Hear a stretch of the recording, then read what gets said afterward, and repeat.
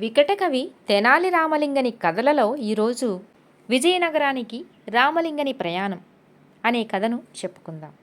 విజయనగరానికి రామలింగడు రామకృష్ణుడి కొడుకు 5 ఏళ్ల వయస్సువాడయ్యాడు. కానీ రామకృష్ణుడికి సంపాదనా మార్గం మాత్రం కనిపించలేదు. తెనాలికి సమీపంలోని రేపల్లె అగ్రహారంలో ఒక వైశ్య ప్రముఖుడు ఉన్నాడని, అతడు కవులను సత్కరిస్తాడని విని రామకృష్ణుడు రేపల్లెకి వెళ్ళి ఆ వైశ్య ప్రముఖుడిని కలుసుకున్నాడు. ఆయన రామకృష్ణుణ్ణి సాదరంగా ఆహ్వానించి, కవులన్నా వారి కవిత్వమన్నా కళాకారులన్నా నేను పడిచస్తాను. పైగా తెనాలి కవులకి కళాకారులకు ప్రసిద్ధి. అయ్యా కవిగారు, మీరు నా మనస్సుని రంజింపచేయగల కవిత్వం చెబితే ధనకనక వస్తువాహనాదులతో తమని ఘనంగా సత్కరిస్తాను అన్నాడు వినయంగా. దానికి రామకృష్ణుడు సంతోషిస్తూ ఒక పద్యం ఇలా చెప్పాడు.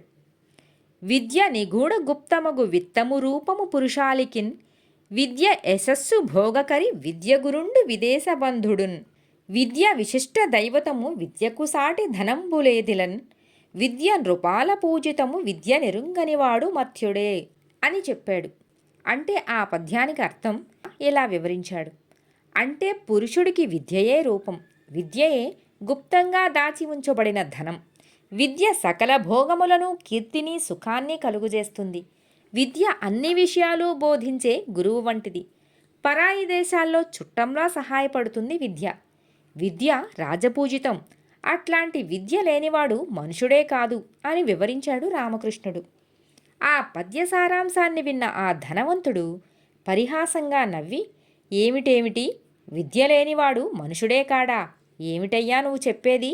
మా పాలేరుకి చదువు రాదు, అయితేనేం, వాడు ఇంటి పని చేస్తాడు, పొలం పని చేస్తాడు, సావిట్లో గొడ్ల పని చేస్తాడు. వాడు మనిషి కాడా? నాకు వేలిముద్ర వెయ్యడం తప్ప అక్షరం ముక్క రాదు. అయినా వ్యాపారం చేస్తున్నా, 2 చేతులా ఆర్జిస్తున్నా. దానం ధర్మం అంటూ నా దగ్గరికి అడుక్కోవడానికి వచ్చే నీలాంటి కవిగాళ్ళకి, తైతక్కలాడే కళాకారులకి ధర్మం చేస్తున్నా. నేను మనిషిని కానా?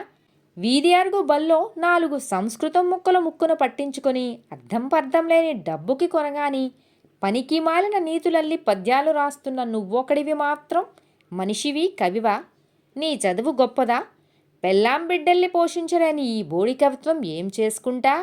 అది రాజపూజ్యం అన్నావుగా, మరి మాలాంటవుల దగ్గరికి ఎందుకొచ్చావు? ఇట్లాంటి కవిత్వానికి గుడ్డిగవ్వ ఇచ్చినా దండగే, పోపో అని అతడి కావ్యాన్ని వీధిలోకి గిరాటేశాడు ఆ పెద్ద మనిషి. సరిగ్గా అదే సమయంలో ఆ దారిన పోతున్న ఒక సాధువుకి ఆ తాళపత్ర గ్రంథం తగిలి క్రింద పడింది. కాళికాదేవి ఉపాసకుడైన ఆ సాధువు చప్పున ఆగి ఆ తాళపత్రాన్ని చేతుల్లోకి తీసుకున్నాడు. సరిగ్గా అప్పుడే రామకృష్ణుడు అవమాన భారంతో వీధిలోకి వచ్చాడు. రామకృష్ణుడి కవిత్వాన్ని అప్రయత్నంగా పరిశీలించిన ఆ సాధువు రామకృష్ణతో, నాయనా, నీ ప్రజ్ఞాపాఠవాలకి తగిన గౌరవం గుర్తింపు ఇవ్వగలవాడు శ్రీకృష్ణదేవరాయల వారే.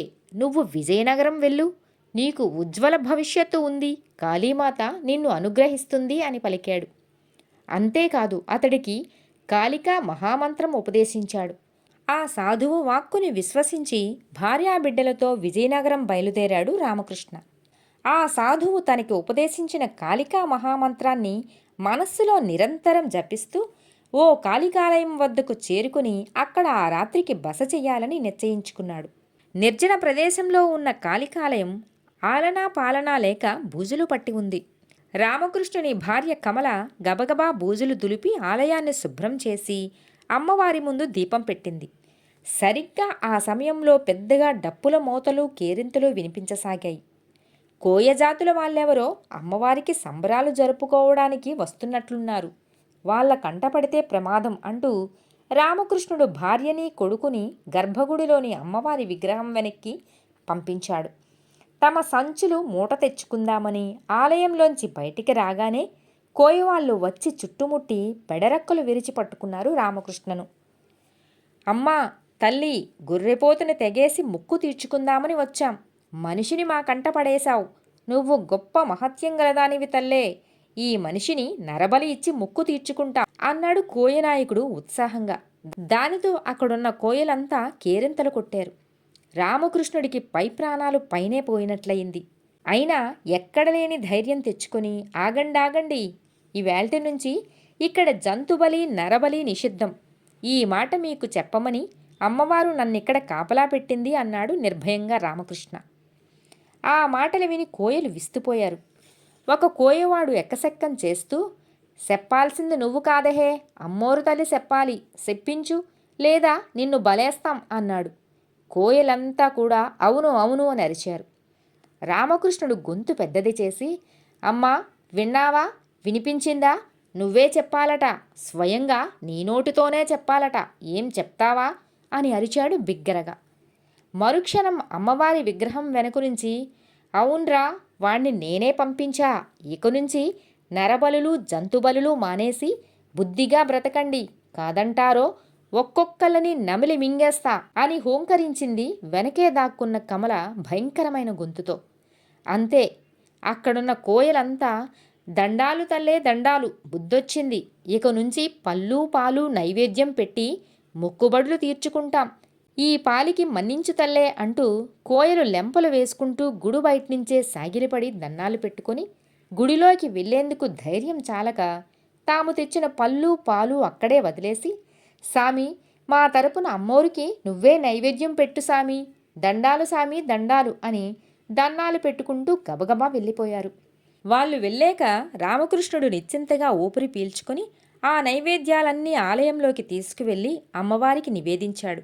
అప్పుడు రామకృష్ణుని భార్య, మీరు భలేవారండి, సమయానుకూలంగా ప్రవర్తించి ఉపాయంతో అపాయాన్ని తప్పించారు, జంతుహింస చెయ్యకుండా కోయల మనస్సు మార్చారు అంది. రామకృష్ణుడు నవ్వుతూ, మరి ఉపాయం లేనివాణ్ణి ఊళ్ళోంచి తరిమేయమన్నారు తెలుసా అన్నాడు. కథ సమాప్తం. మిత్రులారా, మరో కథతో మళ్ళీ కలుద్దాం.